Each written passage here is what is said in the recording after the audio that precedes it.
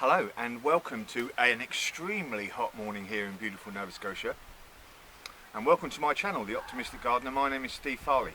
Well, I'm up here in the orchard taking advantage of some well-earned shade. I've just been doing a bit of weeding round and about and the different beds here in the orchard, and I'm banned from the swimming pool at the moment because my boys got a friend round, so they're all having fun while I'm toiling away in the sunshine. But I thought I'd take a bit of advantage of a bit of shade and admire my work, because you know, we as gardeners we don't often sit down, or do you take the time to sit down in your garden and sort of admire the view, all the handiwork, all your hard toil, etc.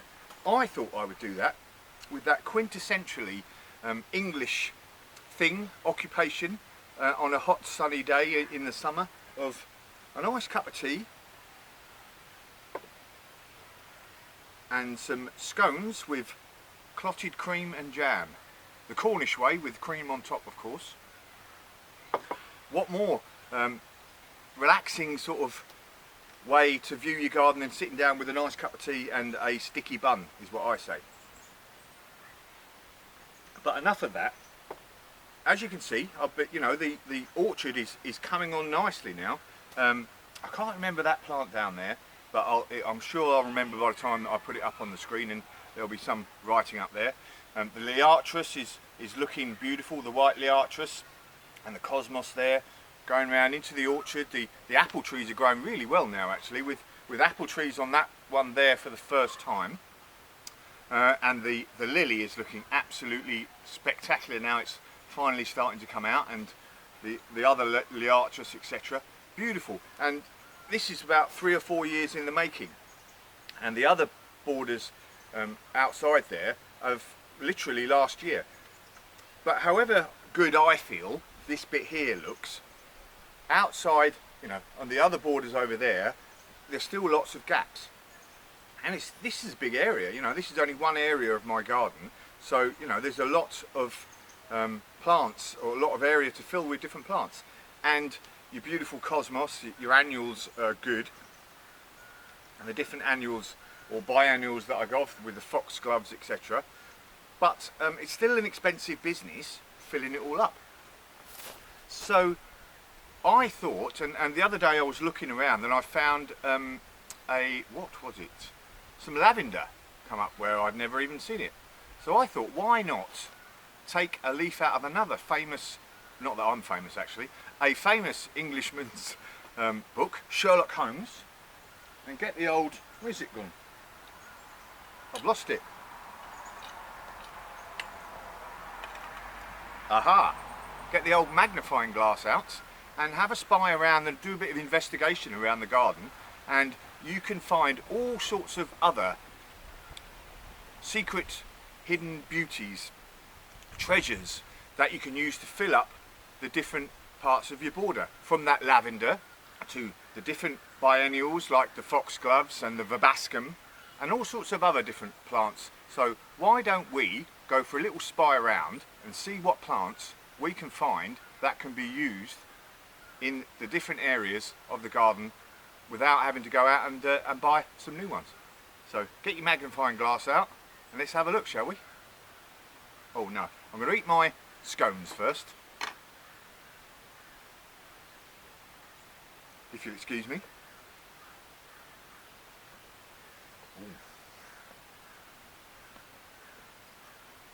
Homemade, of course. And we can start our investigations right here in the orchard, in the little shady splendour courtyard garden that I have here. So I've remembered the name. This is a Cerastium, snow in summer, great ground cover plant, and beautiful white flowers, covered in white flowers in late spring. So it's a really good plant. You know, it's got that bonus of covering a nice area with a beautiful grey foliage, and then the beautiful flowers in late spring as well. But if we look a little bit closer, here and here, we have some little plants, and I originally actually took a cutting out of a wall in, I can't remember the village now. Anyway, I saw it, I thought, oh, I like that, I'll see if I can take a cutting. So I took it out, and just about this sort of size that you can see here. So, and I've got 1, 2, 3, 4, 5, 6 or 7 different little shoots come up here, so I can take them and transplant them to another area. And if you can see in this picture here, I've actually done that with this little particular plant early on in the spring, and it's already started to grow. So that is a good one. Cerastium, and this would be a good ground cover all along the path in the other parts of the orchard. And here also, next to the cerastium, we have some blue fescue. 1, 2, 3, 4, 5, there's at least 8 plants there. And as you can see again in the little courtyard garden that I have here, the fescue is either side on the edge of the beds here, and that has the beautiful silver colour, blue colour, and then the lovely heads that move around in the breeze really beautifully, and that frames either side of the beds there. So that's a really good one. And I could just dig these out and put these, I'm thinking of putting these, or I've already done a couple, lining along where the step over apples are, and that will be a good underplant for that step over apple area. Let's have a look for something else, shall we?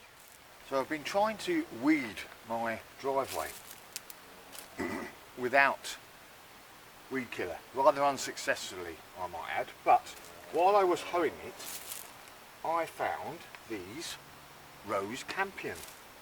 1, 2, 3, and there's some various other ones, so there might be about 5 plants around here. And as you can see, it's a beautiful plant, turns into a bit of a beauty.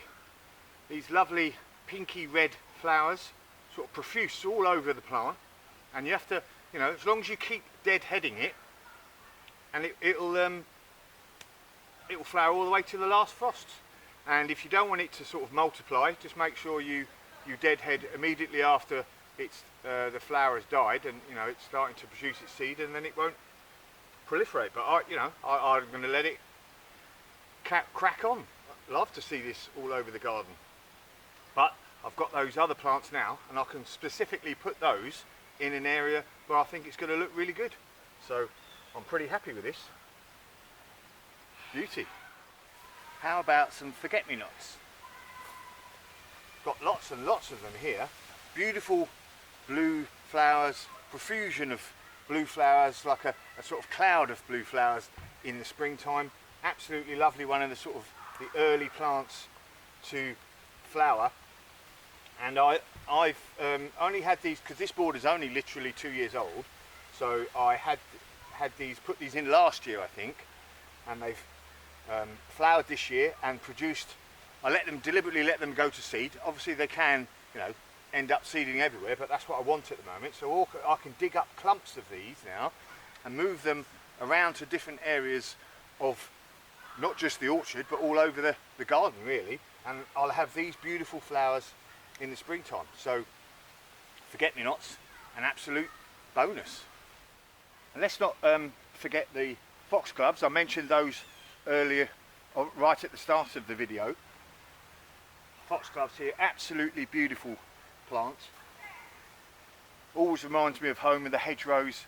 If you're walking along a country lane and the hedgerows in early spring are dappled sunlight with the new foliage in the trees, and there is the foxgloves poking their heads up, looking absolutely beautiful. So foxgloves, biennial, so it's going to grow this year and next year it will flower. So I can move this now, perfect time to sort of move these to wherever I want to put them really. Do I want tall plants at the front? Maybe I want a couple at the front, but I don't want a whole pile of them, so I can move them around. Again, if you don't want them self-seeding, as soon as they've flowered, then cut them down. But then you won't have them popping up and having that real sort of cottage garden feel. I love it. Oh my word. I really wish I had my camera on me. There is a bird, some sort of baby creeper. Hoping you can see it. I'm going to move very slowly.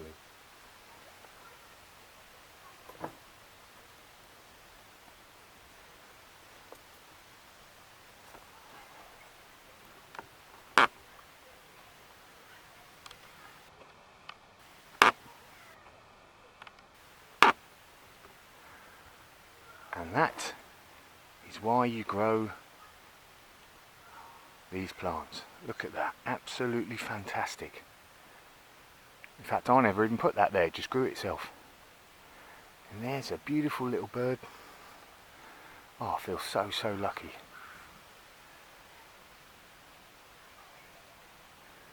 I'm going to just squat down and let him get on with it for a few minutes.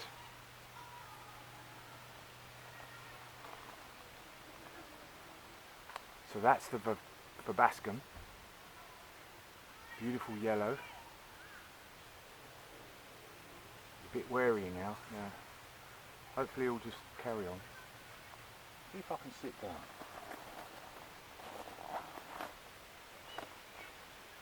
Go on, mate.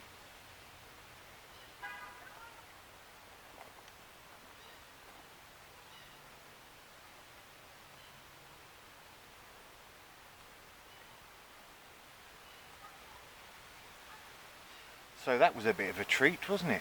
I believe it was a downy woodpecker actually. All the same, it was beautiful to see, and you know, one of the reasons why we have, or I definitely have, a garden, to see the wildlife coming in and give them something to come into our world and show us how beautiful they are. Put a smile on my face. But we are at the location, you can barely see it, but of the original little lavender that triggered me into thinking about this video, and here it is here. I'm going to dig this up too, and then it's next to actually some more foxgloves here that I can transplant, but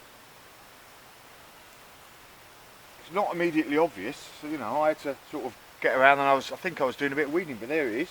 I'm going to dig this plant up and put it somewhere where I want it, where it's going to fill in the gap, etc.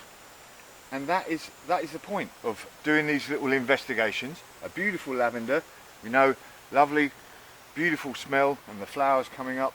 Lots of food for the bees as well, which is another thing which is great. Bringing the bees into the garden, and then they can help to pollinate my vegetables, etc., and the fruit. So maybe I'll put it down by the raised beds. Actually, that would be a good idea. But all the same, there, a beautiful lavender. Took a bit of investigating and finding out where these plants are, and actually when you look around, these black-eyed Susans, these tend to seed themselves and pop up around the place as well, and that is another one I want to populate the orchard with. And as you can see behind me, on the side of me here, there are absolutely loads of them in this other bed here, looking absolutely beautiful at this time of year. So there we go. I thought we'd end up with this beautiful lily behind me, smelling absolutely divine. It's early Sunday morning now, so my investigations have taken a whole day.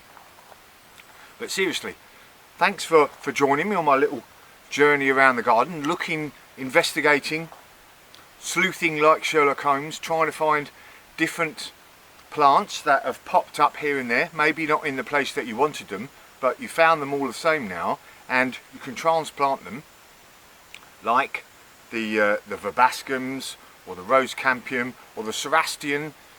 You know, just dig them out, make sure you give them a good amount of root ball with them, transplant them to where you want them, or in a pot, give them a good water, and just look after them for the next few weeks after you transplanted them, and you'll have wonderful, beautiful plants like this phlox as well, pops up all over the place.